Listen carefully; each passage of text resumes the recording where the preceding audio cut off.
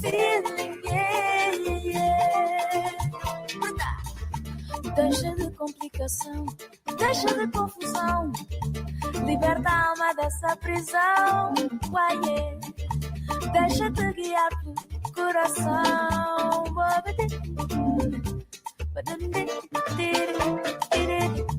Deixa de complicação, deixa de confusão. Liberta a alma dessa prisão. Deixa-te guiar pelo coração. Dá-me um bom feeling. Bom feeling. Bom feeling. Bom feeling.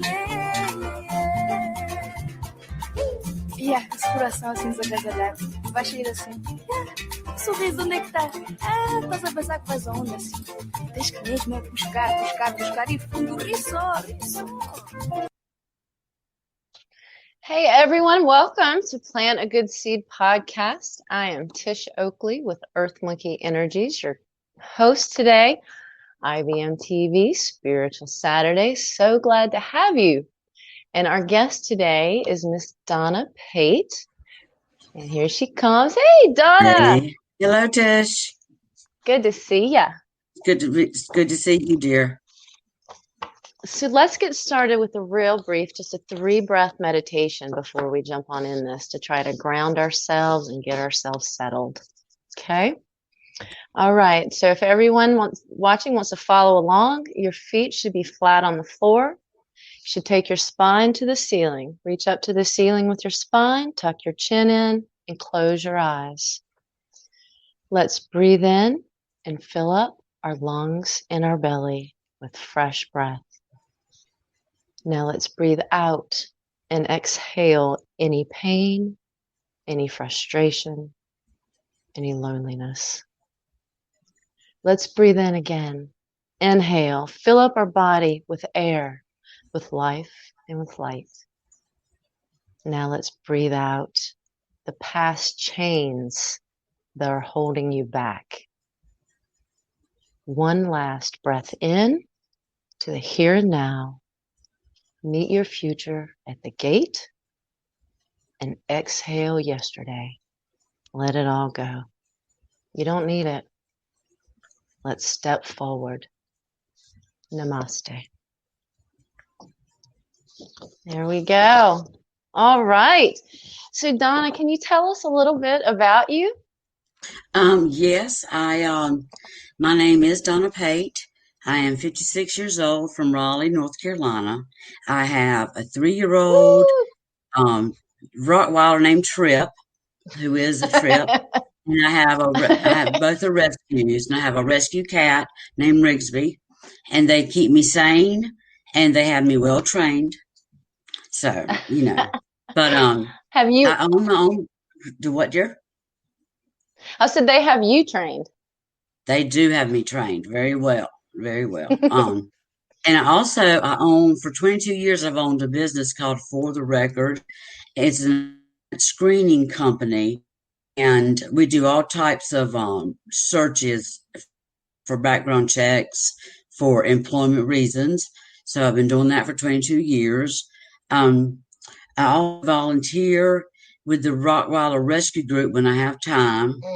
And I'm fortunate enough to have my own house, or should I say, the mortgage company and I have my own house. Right? Right. It's not me. And I'm an alcoholic. Yeah, so Okay, I'm an alcoholic. Yeah, putting it right out there. I'm a very grateful alcoholic. Very. And I'm a recovering. Go ahead. I was going to say I really thank you for being here today with your honesty and your vulnerability. There's so many millions of people that have not recognized their addiction. They say that over 21 million Americans have some type of addiction and only 10% are getting help. So luckily you are one of those 10%. And I'm so grateful that you're going to share your story today to tell others that they too can get help and they don't have to be chained down with their addictions. Exactly. Exactly. So I'm a recovering alcoholic, and I say that because you don't graduate. You don't. Oh, Yeah, there's not like you go to 100 meetings and oh, you're all fixed. It's not like that at now all. you're It's a recovered. day to day process. Um, and usually, when I first started, and even sometimes today, when I'm feeling a little lost, I'll break up the day into like morning, afternoon, and evening so that I Hmm. don't have that lost feeling. And I did that a lot when I first came in, a lot. Gotcha, gotcha. So Well, I'm let's talk so as about, yeah,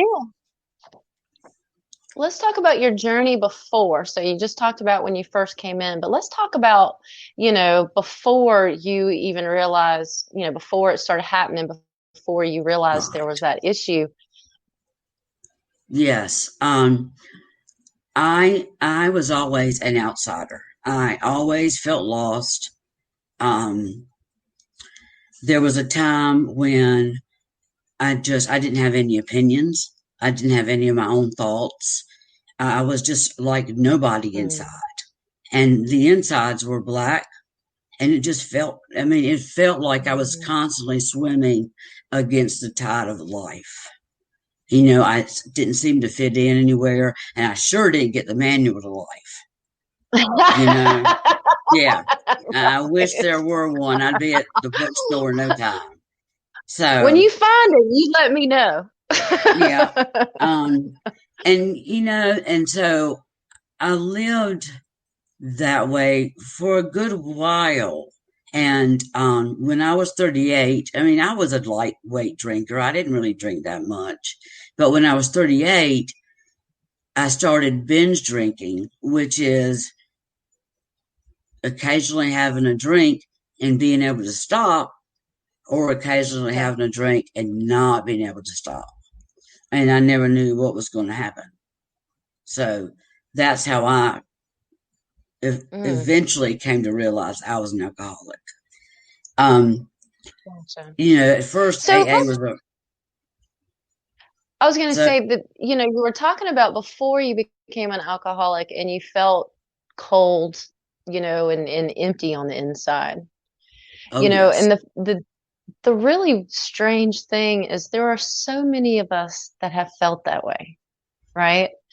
And you came from, to all practical, from what I know, a loving family.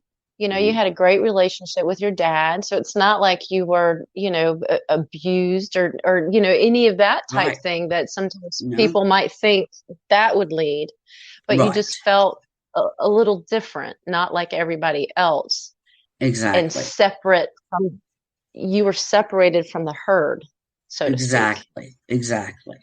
And one You of the weren't things we plugged say in. in AA is to stay in the middle of the herd, so that way you don't get picked off by being on the edges of the herd. Wow. Yeah, Right. because I mean, even though I have some time in the program, my alcoholism is doing push-ups. It's getting stronger and stronger every day. So that's why I have to work at it every day. That's interesting about it being like a muscle, like something that you have to Yes. work on and keep strong. And you can't stop, right? Because once you get No. that, I feel like we're kind of jumping. So let's go back, because let's go back to, so we talked about, there's Mark. Hey, Mark. Yeah, I was jumping up. Welcome. Conversation was very good, everything like that. Kind of one of the things that I've always been amazed by and everything, and I actually work when we're able to work at the Hayti Heritage Center, and that's actually where one of the meetings is. We won't say which organization it is, but it's one of the anonymous organizations has their meeting Right. there. But oftentimes, whatever the addiction is, they sometimes are from a cross section of the population. But I think people are oftentimes stereotyped and they feel that it's not a cross section. They feel that Yes. it's only a certain kind of people. But I know for a fact that there were business owners. And I know you talked about being a business owner, but there were business owners, there were students, there were people from all walks of life. It wasn't just one walk of life that has been impacted by whatever the addiction is. No. And I agree you're- with what Tish said that Yeah. there are a lot of different types of addictions. There's everything from Yes. alcohol addiction to drug addiction to people being addicted to certain types of internet things and things of that Right. nature. So there are a Right. variety of addictions that are Social out there. media. Social media, exactly. So Right. I was just wondering if you could talk about that, how that stereotype exists, how people Well, think that there's only yeah. one type of alcoholism or things of that nature, but it's across the spectrum of our society. Yes, it is. It does not discriminate whatsoever. And Tish and I were talking before we came on, and I said, you wouldn't look at me and think, and when I first came into AA, I just thought that alcoholics were like people that lived under bridges and that, so there is that stereotype, but alcoholism and other addictions knows no boundaries. It doesn't care if you're white, black, purple, rich, poor, does not matter. Crosses every single line. And I'll tell you, the first step is I am powerless over alcohol and my life has become unmanageable.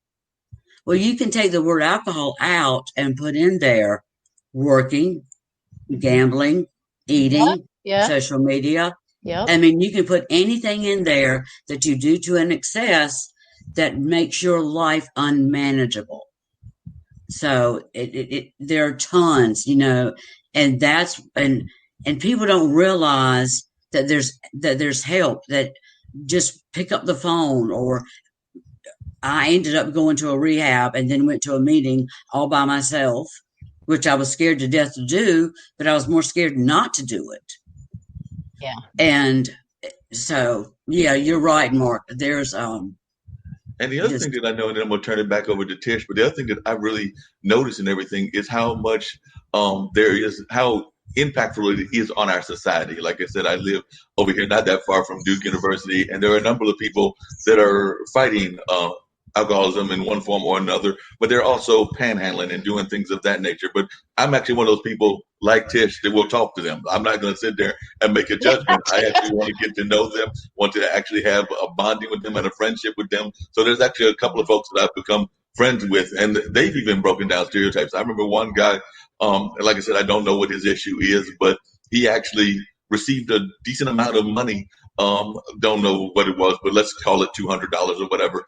And I think a lot of people thought, he'll pocket it, he'll do whatever he's going to do with it. But he actually gave that money away. So he actually went, and while he was around these food courts, he went and paid for some other people that were in similar kind of situations, paid for them to get something to eat. And actually, I think there was even a worker, not somebody that was in that crowd that it would be considered his crowd, but like a worker that he felt wasn't getting enough food, and he bought something for him as well. So like I said, I think that there's that stereotype that oftentimes we will sit there and see these people, whether they're panhandling or whatever they're doing, and just automatically write them off without trying to learn their story. Exactly. And as many ways as you can become an alcoholic or have addiction, there's that many stories. Yes. I actually, let's see, environmental, genetic, psychological, and social. Those are the ways that help you, or not help you, but are the ways to become addicted to something. And so it doesn't matter. Like my parents and grandparents did not drink. And I don't know where I got it from, but I got it. And I was late in life. I was 38. And I've heard that, like, especially women, you end up being an alcoholic quicker, if that makes sense. And that's exactly to me. Yeah.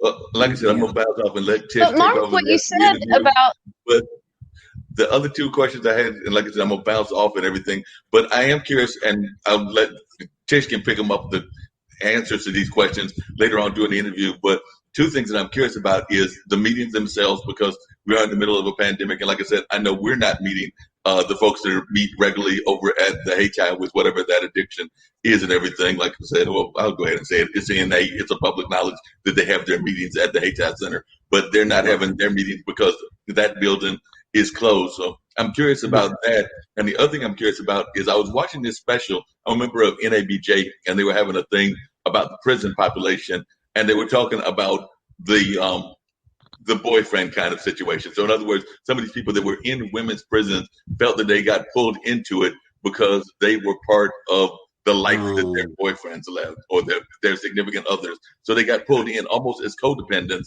but because they were there with them when they committed the crime, they wound up serving the time as well. So I'm curious to see if you had incidents like that, even in the alcoholic community and things of that nature. So, most definitely. Most definitely. Matter of fact, I had a relapse, and it was because of a guy. And, in the rooms, they will tell you not to put anything before your sobriety, because as soon as you do, you will lose that thing and you will lose your sobriety. And that's what ended up happening. I had 4.5 years of sobriety, and I put a guy in front, and he introduced a drug to me, which I just drank at first, but then I started doing that. And actually, so I relapsed at 4.5 years. I was actually pricing for a yard sale one Saturday, and that Saturday, all day long, I drank and I did the drug. And then that evening came, and I was, I guess, in a blackout because I don't remember this. But I was in my office, and I must have hit my head on the file cabinet, and I laid and I laid a certain way with my legs bent. And but I had emailed my ex-husband to come and check on the dog if he had not heard from me. So it was as if I kind of knew I was overdoing it. And you knew it was coming. Right. I did. And you told him to check on the dog, but it was like, you need to come over here and check on the situation. Yeah. And I am, I can imagine him when he came to the house and saw me there, because I probably wasn't responsive. And I stayed in the hospital for a week, and because to make sure my legs would work. Wow. I don't remember. Yeah. It was a really bad one. Stuck. Yeah. And I don't remember the week at the hospital. I don't remember being brought home and the week after being brought home. It's all blur. And from then I kind of bounced back and forth, picking up a white chip, going out and drinking, then picking up a white chip, So I finally picked one up, and it stuck. Right? And so tell us about the white chip, though. Oh yeah, the white chip. That's for surrender. Yeah. That's for surrender. That's the chip that if you want help, need help, want to become a part of our program, you pick up a white chip. And there's different chips along the way to show your journey, as you're going, as you're learning and growing. And the more time it goes by. So you pick up, you get to pick up chips, which really, it's not really a reward, but it's just to show others that it can be done. So surrender. So that's the first chip. And so it's almost as if, when you fell and your legs were frozen and you're in the hospital, it's almost like your body had surrendered to the pain, right? And then it took you a while mentally, emotionally to surrender to what are you really, when you get the white chip, so what is it exactly? How do they say you're surrendering? What are you surrendering to at that point? Well, to being an alcoholic, you're admitting, which is the first step, Ah, first part, you're admitting that you're an alcoholic or, something with drugs or any addiction. so you're Because you can't, surrendering. you're You're surrendering surrendering to to the truth. right for yourself Truth. and for others to see too. Yes. Got it. Okay, Yes. I'm with you now. Yeah. And That's so when huge. I mean, that's oh dropping your yeah. ego. That's letting it Oh, go. That's well, admitting girl, that I'm by the weak. no, God. it's but the more like it takes so people have to hit their bottom, and some people have really low bottoms, and some people have higher bottoms. I thought that I was quote unquote done in the middle, meaning I was done with drinking when I first came in. But there was a part of me, there was a hole inside of me that still was not filled up. So that's one of the reasons that I relapsed so badly. Okay. Gotcha. Now, for me, like I had to work on my spirituality. I had some, but I did not have enough.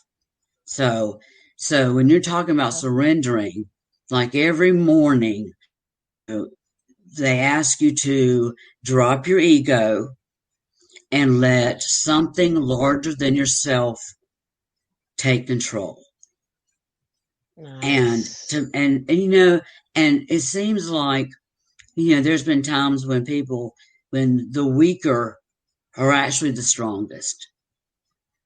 100%. I mean, Exactly. that's what we learn in Tai Chi. I teach Tai Chi, and we learn that weakness is actually strength, in so Exactly. many different ways. So that's the same. If you go at everything with boom, boom, boom, boom, boom, things are going to fall apart. Right. Exactly. But then it's the way it works. Yeah. And I know. But dropping your ego. Mm-hmm. Yeah. And really, you do it a lot, but you take it back. I mean, we're not perfect. It's a process. Mm-hmm. So I take it back an hour after I dropped it off. So it's a constant. Yeah, it's constant. Like, and I will say, it'll be there when I'm ready. Yeah, that's right. I will say that AA is an easier, softer way. And I say that now it's a simple program for complicated people. Now, I said simple, not easy. Because it's not easy. I mean, it is just it's not easy to change. No. But once you hit rock bottom and the AA house is the last one on the block, you are ready to surrender. You are ready to learn a different way. You're ready to listen and learn and grow. You have to have that bottom. Like if you don't remember your last drink, you probably haven't had it. So, like there's a story I really like about this guy that gets swallowed by a whale. He's meant to go do something, but he don't want to go do that, right? So he ends up being swallowed by a whale. Well, the whale spits him out exactly where he should have been in the first place. Well, that's kind of me, right? I kind of go kicking and screaming. I'll get there. I will get there, but it may be with humps and bumps in the road, right? I mean, I'll be spit out exactly where I should be. And I'm like, God, why didn't I just do the easier, softer way? Why did I have to go get eaten by a whale? What in the world? I know, right? So skip the whale next time. Exactly, and stop kicking and screaming. Yeah. So, but So that's kind of when we talk about addiction, I mean, we talk about that hole, right? But what's so crazy is we feel like everybody I've ever known with any type of addiction, even coffee. I mean, there's always something. Not always something, but there's so many substances that people are addicted to that really are kind of hurting themselves. But the one Right. commonality I see in almost all those folks is they do have that hole that they can't Yes. fill, and they think that substance is going to fill it. Right. But what Exactly. really is going on is they need to lose their ego and open it up, right? Right. And Open realize that the themselves up. holes in their mind, yep, Right. surrender, And period. that can take, even when you come in, pick up a white chip, there for 3 years. I mean, it's taking people 5 years to like, they don't take a drink, but they're still, yeah, button. Yeah, but, you know what I mean? Yeah, Yeah, but but. mm, And mm. so it just depends on that person and their story. But I will say that drinking and other addictions is only a symptom of what's really going on. So there's something Ah, down in you. There could be mm-hmm, situations, there could be mm-hmm, layers of stuff. mm-hmm, Okay. But mm-hmm. for me and what I've seen is there's a hole inside you, and you can fill that up with work or taking walks or, you know, taking your dog to the park or eating or whatevering. Relationships, all kinds of things. Oh yeah, Lord, I wish I had never dated any one of those guys. Woo, there's some Whew. truth there. Yeah, I'm telling you, I swear. But once you realize and you work through, it's like this: when you get into AA, there's good news and there's bad news. The good news Okay. is you get your feelings back. The Oh, your bad news is, feelings. right, the bad news is you get your feelings back. So, I right, don't want them. You can have them. I I don't know, want to because feel them, right? that's what we've Mm-hmm, been drinking or mm-hmm, doing a substance or mm-hmm. whatevering to not feel whatever that is. And so Exactly. when you come in and hopefully you have hit your low and you are broken enough to try a different way. You have those problems. People have a lot of problems with men because they just weren't thinking in a healthy type of way. You and they say that it takes 5 years to get your marbles back. It took me a little longer. Marbles. Yeah, like in your brain, Your your marbles. marbles. So Oh, it because you took me have a to little shut longer, out but it's your all of the thinking. substance. Mm, I'm sorry? You have to change. You have to change the way your brain processes input. Really, Right. basically, right? Because your brain, especially if it's gone on for years, your brain makes all those grooves, and so Exactly. incoming stimulus, and so your brain goes in those old habits, and so you've got to actually rewire, right? You've got to rewire your brain, you've got to rewire your body, you've got to rewire everything that's going Right. on inside you to make Right. that shift. And And then at some point, you've got to address the whole. that's right. Now you might not address it at first because you've got a ticket you need to take care of, or you've got your marriage you Mm-hmm. need to take care of, or the other things that have cropped up Right. since you've been doing whatever. But you eventually will Right. get to that place where you need to work on your spirituality. And Right. let's see, we say that we have a daily reprieve contingent on our spirituality maintenance. So see, it's a daily thing. And you can work on it in so many ways, and you can work on it just a little bit. You can take Right. steps. Mm-hmm. So great Mm-hmm. about the programs. They don't shout, you have to do this. They suggest things, and then you see that it's worked for others, and others are smiling and laughing, and Right. and you first come in like, what are you laughing about? My life is This is AA. awful. Yeah, Right. last house on the block, believe me.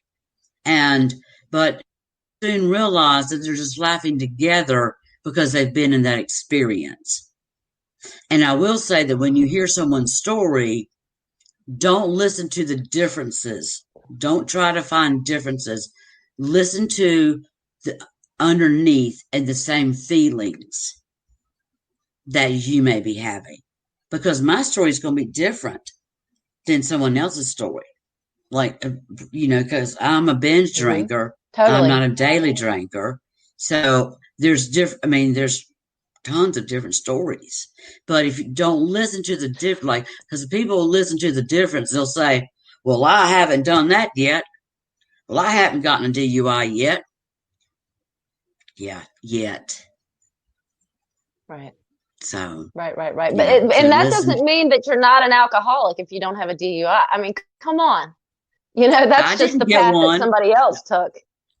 Right. You had an incident, but you had an incident with a file cabinet. Yeah. And I'll tell you, since I've been sober, I had one other little chunk of my life that was an incident.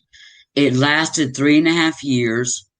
My husband at the time left.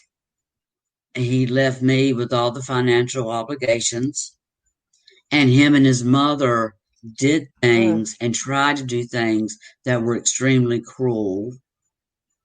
And I finally was able to get my things back 3.5 years after he had left, just because they just wanted to play with me. And so, but I tell you what, I had 2 breakdowns during that time frame.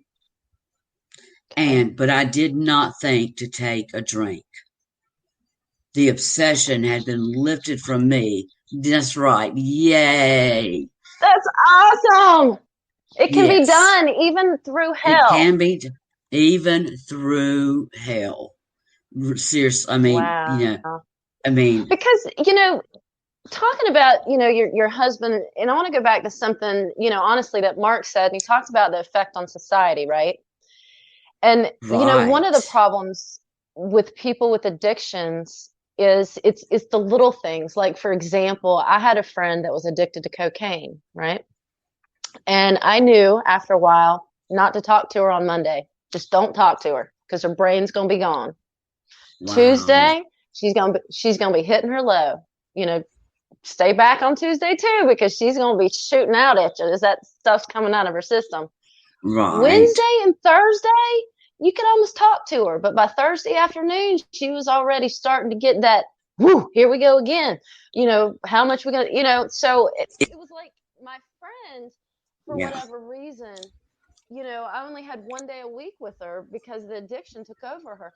So that is part of how it can hurt relationships. But even let's talk about work. Let's talk about alcoholism with work. I was in home building for over 24 years, 25 years I was in home building. The amount of alcoholics that are in home building. And the problem is not just the drinking at night, or the binge drinking on the weekends, or we go out, now you can't even walk and talk. Okay, this is great. But it's the decisions that they make while hungover. You know what I mean? Oh, or yes, while I they're do. thinking about the next drink. Like, I've been in a meeting before, and one of the main directors was like, time to go. And it's like, well, we're not done. We haven't, we got another 25 minutes here allotted in this room. We got to work through this because there's about 25 people that are counting on us for this decision. We got to do the right thing. He was jonesing for a drink. And so he was trying to get out of there, which is, so my point, and one other point on the societal effects is, if you have that hole that you haven't recognized, if you don't surrender, then you're going to be attracting like. And that's what, when you talked about your ex-husband and the mom, potentially that attraction was when you were in the barrel, or in a barrel-like situation, which we do need to get back to the barrel, but or in a hard thing. So you were attracted to like, because he didn't have his, he has a hole. I mean, let's face it, if he's acting ugly, he's got an issue somewhere, right? Unless he's a, sociopath or psychopath, which I doubt. But anyway, so It affects the addiction, and the fact that there's 21 million, at least 21 million Americans with that addiction, and across the world, who knows how many people are addicted. And it's affecting day-to-day behaviors. It's affecting the upbringing of Yes. children. It's affecting abuse Yes. on animals. It's affecting, all kinds of things, because they're not surrendering and recognizing that there's a hole. I'm going to fill it. I'm going to escape. I'm not going to Right. deal with it. And you can even do all of what you just being sober, because I married that guy Right. when I was sober. Now, was I thinking Okay. straight? Absolutely not. So now, and well, then I have a sponsor, and that's one thing about the Yay. sponsor. Yes, if you question it, you call your sponsor, and because they have more time in the program, their mind has gotten a lot straighter. Like I mentioned about getting your marbles back, you get them back around 5 years, but I took longer. Well, that's what I'm talking about, is healthy thinking. And Yes. at one time, I Yes. almost thought to pick up a white chip just for my thinking. Well, doesn't so much of it start with your thinking? For me starts, as an yes, energy worker, it generally starts in your energy body, but so many people aren't in touch with their energy body. So it starts with your energy body, right? And then it makes its way into your mental and your physical, right? well, this kind of starts the other way around. Like when I relapsed, I was thinking of having a drink. I hadn't even had a drink, but I had already relapsed because I had it in my mind. And once you get it in your mind, Yeah. and you're going to go there, and then you take the drink or the drug or the whatever, okay, then you need more. Right. And you need more and more. And it's like an allergy. Like once you become an alcoholic or an addict or whatever, it's like a cucumber and a pickle. You do not get to go back. Yeah, there's no going back to the cucumber.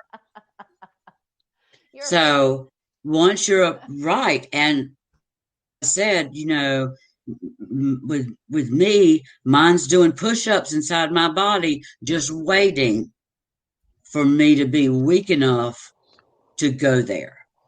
But when you were talking about the families and the things, I'm like, I have a friend who's in the program. Now her son is doing alcohol and drugs.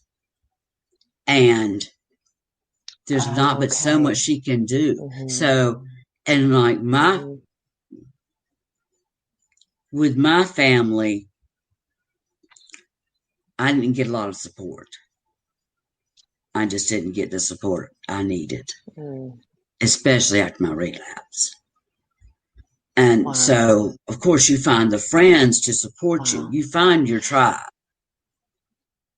But it affects families in different ways. Yeah. It affects, like you said, it affects work. It affects everything you touch, it affects. That's the bottom line. Hey, Mark. One more time. And the family support, it's here comes Mark. But the family support, so let's talk about support, period. We thrive when we connect, right? Right. I mean, period. Even introverts do, because there's when we connect with what sparks our soul, right? Not with things that don't. And that's how we really grow and evolve, right? Is something from outside us is sparking something inside us, and then there we go. So, the sponsor is just such a great example of, what humans can do for each other, right? Especially if you don't have that family support. If we're going to change and evolve, we have to be surrounded with folks with fertile soil, with folks that are that have want us good to right. evolve. Let's Yeah. go, right? Let's Right. yes, exactly. And so, Right. we're all connected but the sponsors are such an important part of the program. And I think it's so wonderful that it shows that humans take human, you know what I mean? That what we can do for each other as Right. humans to help us lift up. Exactly. And And there's also, by the other hand, also then how we can hurt people. how we can hurt people. Am I frozen? No, what did you? Yeah, What was the I last? said, so for example, if somebody has my point is if people have the capacity to lift people up, support people, and help people be the best version of themselves they can be, people also have the ability to take it the other way. Like, for example, your yes. 4.5-year relapse, right? Right. So Right. that's why I think it's so important. And, I don't want to get corny or anything like that, but that's the whole point of the show, is planting a good seed to help others, right? Because Exactly. we want to be the positivity. We want to be the light and the love and help each other, no matter what it is. No matter, like, if I have no idea what addiction is, I still am here to support you. And however, I can. Unfortunately, I know about addiction, but Yeah. we're here for each other. Yes, and there's, Period. everybody, To lift each other up. like when if there's somebody out there who is wondering, am I an alcoholic? Am I a drug addict? Am I whatever? We have a little saying in AA where normal people don't ask themselves that question. They wouldn't even hit their mind to ask that question. Right. And when you were talking about the support or the lack of it, when I first came in, my husband ramped up the control stuff because I was getting better. And so people like, sometimes when you're getting better, people don't want to see you get better. They want you to stay just as you are, so you can either keep controlling them or whatever. So there's that point to what you also.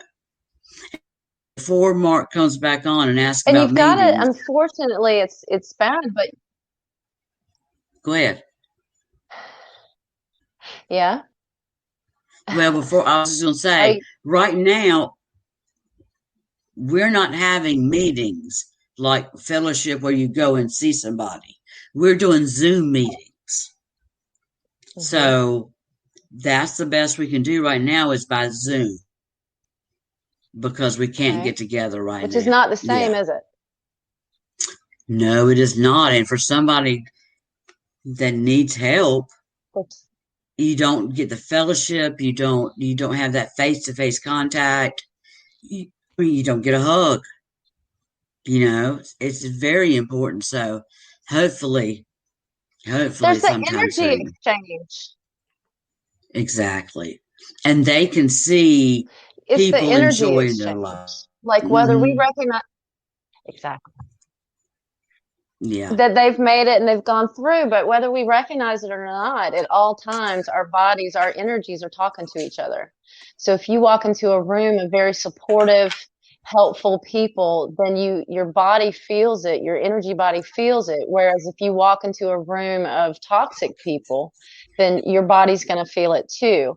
And that's one of the unspoken things that, has happened to a lot of us through this COVID, is that whole loss of connection, of energy transference between us and what people are feeling. So yeah, people are losing that. And so the question then is, does it make people less willing to join? Does it make people less willing to speak up? Does it make people less willing to actually seek the help? Because, I could have a whole mug full of alcohol right here, but give That's me a my lot white too. chip. I mean, it's right. There's That I'm is not like driving. No, I'm kidding. the cup. Tea, but so I think it's the keg cup. But, so people can't get the help or the support that they need. And that I want to say that invisible that you can feel, but Right. you can't put your fingers on, which is so important because some people Well, don't want to use their words. I mean, I know there's a lot of people, you, I do Reiki, and there's so much people tell me with their energy, and for all of us with body language, right? right, exactly. Now, I if mean, somebody is trying to get sober during this time, it is harder for them.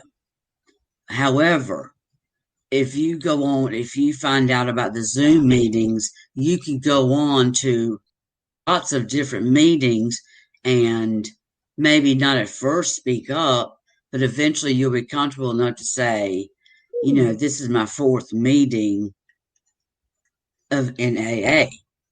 And nice. people will they'll Hmm. probably have a discussion on being new to AA or the first step, right? I mean, something like that. So I would think in a one way, it might be easier because you can sit at home and go to an AA meeting. So that I could see as Okay. being a little easier. But as far as the fellowship and what you're talking about, it's just not possible right now. And now, you hear on the news how people are drinking more because they're staying home. Yeah. Well, alcohol was deemed an essential business. Is that Can correct? you believe that the So what ABC message is that stores? sending? Oh, well, it's probably the tax. Yes, I can because of the profits that people, yeah, yeah. Yeah, But I it think comes that's down to part of the money. problem is that addictions have become acceptable. I mean, they're so Yeah, acceptable. So alcohol is essential. What's going on there? How many events, business events, personal events are centered around alcohol? I've been guilty of it myself, honestly. But it's that people don't want to face the truth of what's going on, and it's just really it's sad. But I've also seen people. How many times has somebody said, "Oh, I can't talk to you till I have my coffee"? What's up with you that? You know what I right. mean? Why can't you talk until you have your coffee? That's a substance, right? Yes. Hey, Mark. There's so many It was people, good to ask probably as billions of people that are like well. By the way, great discussion, that. It's great back. discussion.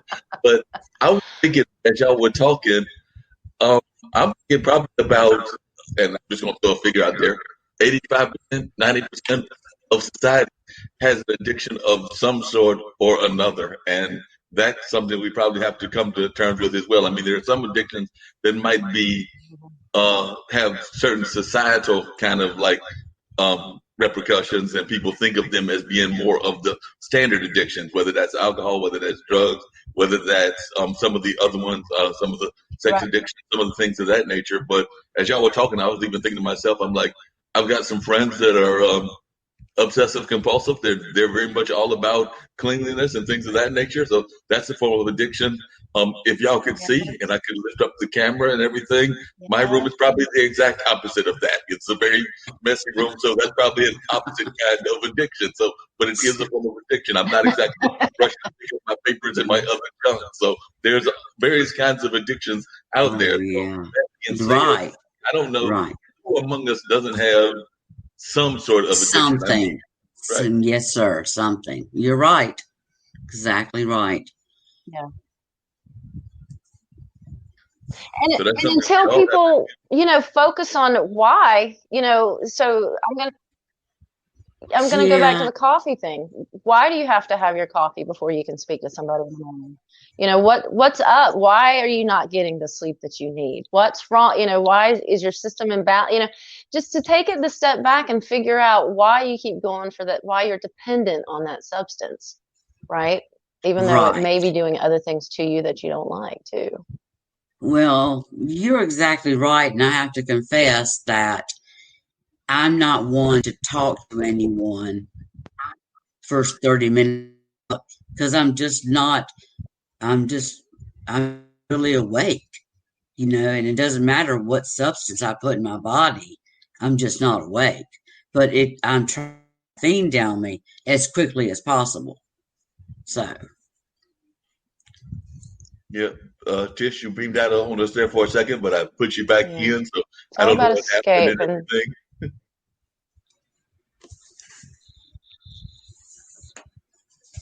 I don't know either, because it seems like we had good connection and it just kind of backed out, backed in. You guys keep freezing on me. I don't know what's going on here.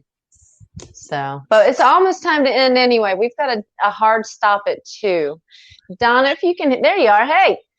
So, Donna, if Hi. you can hear me, do you have any final thoughts? Hi again. You know, So, any final thoughts? Because we're heading up to the 2 o'clock hour. well, gosh, there's so much more we could talk about. We really could. I know for me, once I really, I mean, you have to take this. I mean, it's your life. You know, you have to take this as serious as if otherwise you will Yeah. die, because you will die. Or Yes. you'll be a long, Yes. awful, dreadful road. You'll be alive, but you know. So for me, using the tools from the program, you know, the fellowship, the 12 steps, 12 traditions, the meetings, having a sponsor, being a sponsor, and service work, all of those, you know, help you stay sober. And the reason that I wanted to come on today just to talk about this is because, see, we have another saying that is, you can't keep what you don't give away. And I want somebody that's out there struggling to hear that you can get help. Yeah. I mean, it's out there. You can just pick up the phone and call the AA hotline. But I tell you what, That's right. today That's I'm right. free from that. And I give my higher power all the glory to that. Wow, that's real powerful what you just said and everything. And I know we were getting ready to wrap everything up, and I know Tish probably has some That's closing beautiful. words as well. But I know we got that hard stop. But on behalf of the IBM TV family and also Tish's show in here and everything, I've been very moved by your comments, Donna. I want to invite you to come back on not just Donna's show, but I also do a show, and there are a number of other shows as well. So do know that you have a platform here to share your story, to share your voice, and to share what you're doing. So I just want to let you know that you are definitely welcome to come back anytime that you feel like it to share your story. Thank you. Thank you very much. That is very nice. Thank you, Mark. Did we lose? Thank you, guys. Donna, yeah, looks like I might be on here twice, but Donna, thank you. I can't tell you how much your friendship means to me, as well as your vulnerability here today and willing to share the story. It's not easy. You talked about your surrender. So many of us keep it. First of all, so many of us don't surrender, right? We don't admit what's going on. We keep running, and you did it beautifully and very open. And I can't, again, express to you how many good seeds I know that you've planted today to help other people harvest. Thank you. I hope so. Thank you. That's awesome. Yeah. Thank you, Mark. He's the producer with the mostest.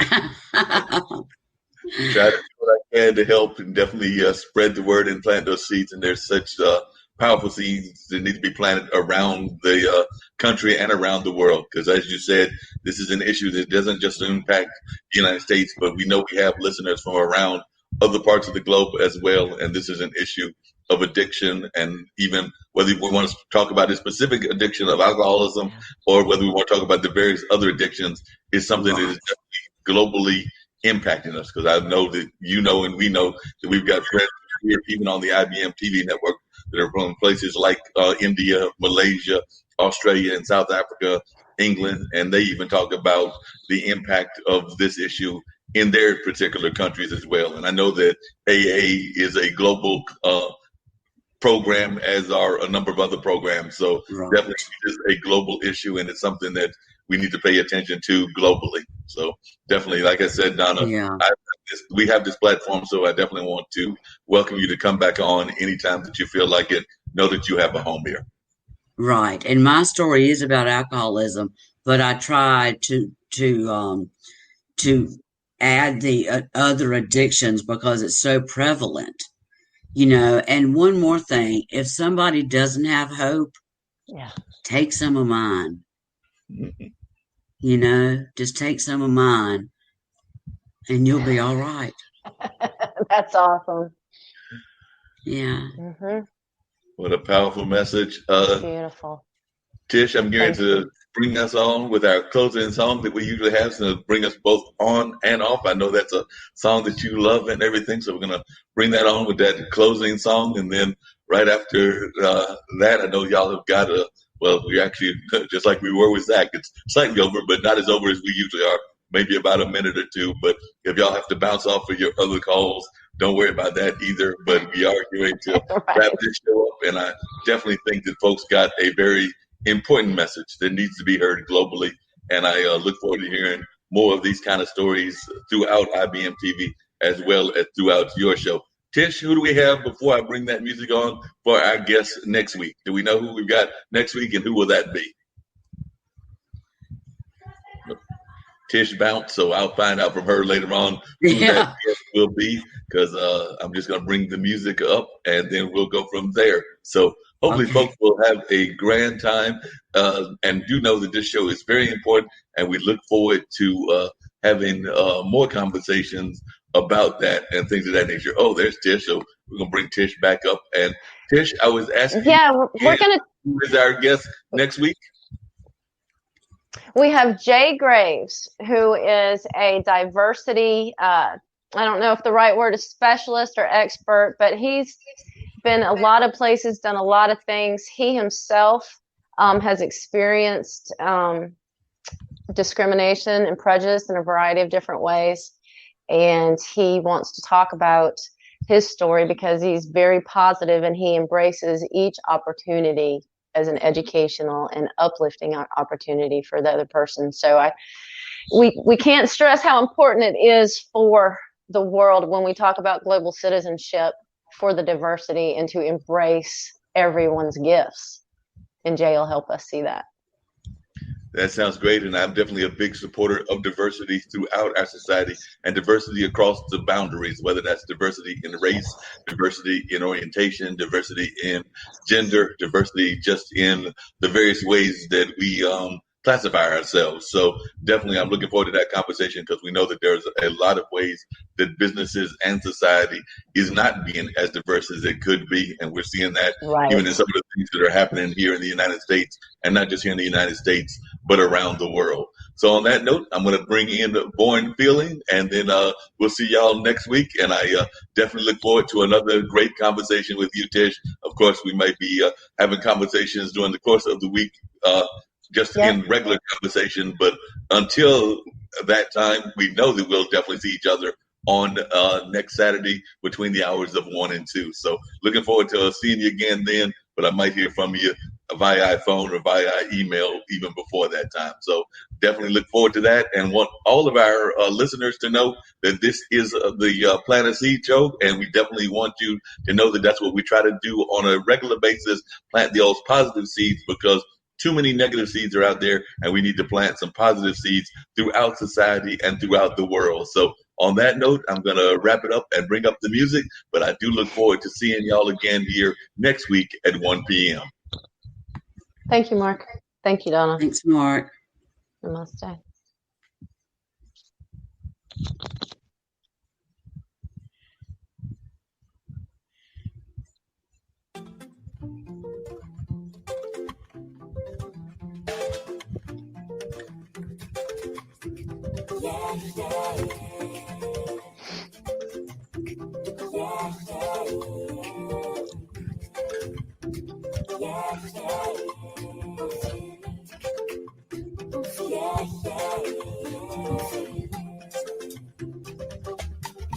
Deixa a janela do sorriso aberta. Coisa boa, boa, coisa desperta. Canta, caia, caia nos liberta. Caia, caia. Deixa a janela do sorriso aberta. Coisa boa, boa, coisa desperta. Canta, caia, caia nos liberta. Dá-me um bom feeling. Bom feeling, yeah, yeah, yeah. Bom feeling. Bom feeling, yeah, yeah, yeah. Deixa de complicação, deixa de confusão. Liberta a alma dessa prisão. Uai, yeah.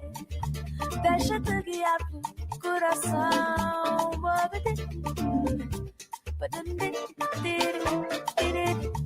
Deixa de complicação, deixa de confusão.